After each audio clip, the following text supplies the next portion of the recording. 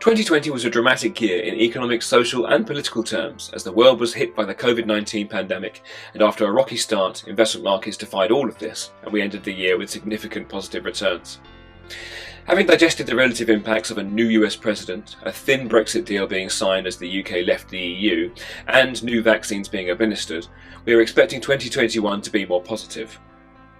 This year looks likely to be one of rebuilding and recovery, and there is a lot more certainty in some areas of economic data than we normally see, giving us a stable foundation on which to base our investment decisions.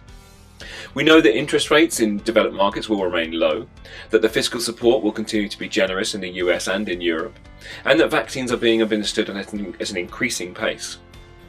heightening the chances that we may return to normality towards the end of this year.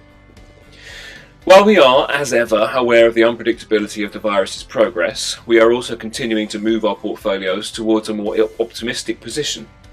We believe that Asia is likely to lead the way in terms of growth this year, not only because of its ongoing structural advancements, but also because they are less challenged by large debt burdens, ageing workforces, and in many countries, COVID is under control or no longer a threat.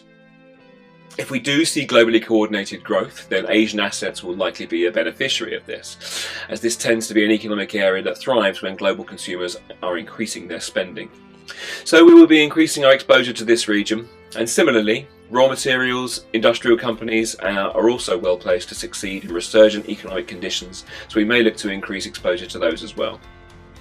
Finally, we've been increasing our allocation to small and medium-sized companies and away from the US giants in recent times, and we'll continue this trend too, as we believe the potential for them to outperform is high.